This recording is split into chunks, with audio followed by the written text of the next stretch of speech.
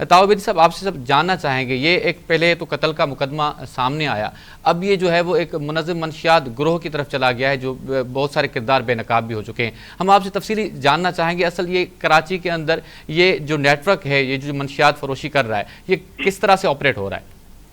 जी, बहुत शुक्रिया आपका। असल में ये एक अगवा का केस था। मुस्तफा आमिर को अगवा किया गया था। एफआईआर जो थी वो भी अगवा की दर्ज की गई थी और उसके बाद ये कहा गया था कि वो लापता हो गया है। जब तफ्तीश की गई और फिर जब भत्ते की कॉल आई, जो जैसा कि आपने बताया, तो उसके बाद एंटी वायलेंट क्राइम सेल को ये जो केस था वो ट्रांसफर कर दिया गया था साउथ जोन से। जब उसकी इन्वेस्टिगेशन शुरू हुई, पुलिस ने एक बंगले पर छापा मारा तो वहां पर फायरिंग का तबादला हुआ।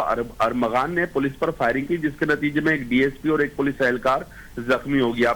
उसके बाद से ही सूरत हाल कुछ बेहतर नजर नहीं आ रही थी, क्योंकि एक बंगले पे जब ओश इलाके में फायरिंग हो जाती है तो हाई प्रोफाइल केस हो जाता है। जब पुलिस ने अरमगान को गिरफ्तार किया और उसकी इन्वेस्टिगेशन की, इसका एक दोस्त था शिराज, जिसे इंटेलिजेंस ब्यूरो और सीआईए ने मुश्किल ऑपरेशन करके गिरफ्तार किया था, जिसने तमाम तर जो गुत्थी थी वो सुलझाने की कोशिश की, जिसने बताया कि उसने मुस्तफा को तशद्दुद का निशाना बनाया अरमगान ने और के इलाके में उसे गाड़ी समेत जला दिया गया।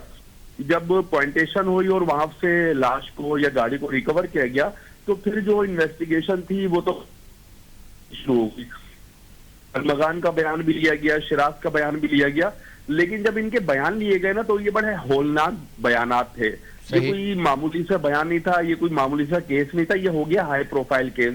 फिर सीआईए की टीम ने एक मुश्तरका ऑपरेशन किया, जिसमें कराची के बड़े मंशियात फरोशों के जो इनके मोबाइल से फहरिस्त निकली या जो ये मंशियात इस्तेमाल करते थे, कौन इनको डिलीवर करता था, उस हवाले से भी इन्वेस्टिगेशन शुरू हो गई, जिसमें आपने जिक्र किया कि साजिद हसन के बेटे को गिरफ्तार किया गया, साहिर हसन को।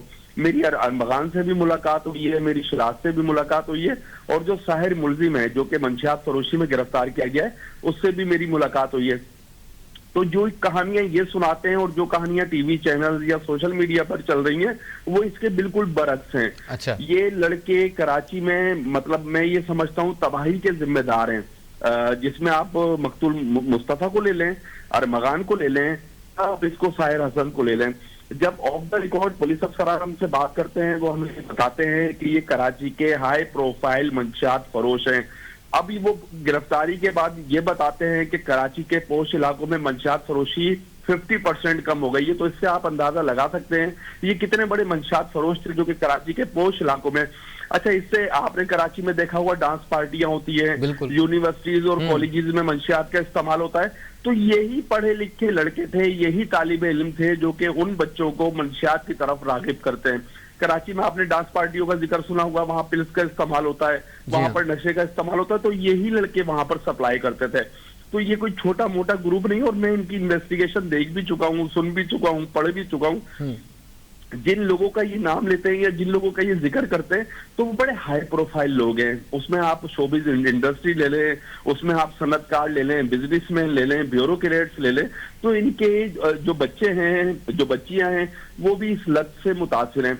तो मैं ये समझता हूँ कि ये सिर्फ सीआईए पुलिस का केस नहीं है, इस पे वफाकी इदारों को एक मुश्तरका ऑपरेशन करने की जरूरत है, ताकि ये जो पढ़े लिखे नौजवान हैं जिन्होंने कराची के पोश इलाकों में, हम कच्ची आबादी का जिक्र थोड़ी कर रहा है, मैं आप गुलशन इकबाल, नाजमाबाद, गुलिस्तान जोहर की बात नहीं कर रहा, मैं आपसे डिफेंस और क्लिफ्टन की बात कर रहा हूँ, जहाँ पर हाई प्रोफाइल लोग रहते हैं, बड़े वेल सेटल्ड लोग रहते हैं, और वहीं से तो सूरत हाल शुरू होती है कि पॉलिसीज बनती हैं, एक्शन होता है। तो मैं ये समझता हूँ एक्शन होने की जरूरत है, ऑपरेशन क्लीन अप होने की जरूरत है। जो इन्वेस्टिगेशन ये साहिर हसन से उसने कि याया नामी जो मरकजी मुलजिम है उसका नाम बताया, जो कि इस्लामाबाद और लाहौर से ये मंशियात लेके आता है। बाजिल नाम का एक लड़का है जो कराची में सप्लाई करता है, और फिर आगे ये उसके मुहर्रिकात हैं जो आगे ये सप्लाई करते हैं। अच्छा, अगर मैं आपसे सिर्फ एक ही जिक्र की बात करूँ कि कराची के डिफेंस में रिहाइश पजीर एक खातून महीने की 13,80,000 रुपए की मंशियात खरीदती है, 28 ग्राम एक मंशियात खरीदती है। तो ये एक छोटा मामूली सा केस मैं आपको बता रहा हूँ।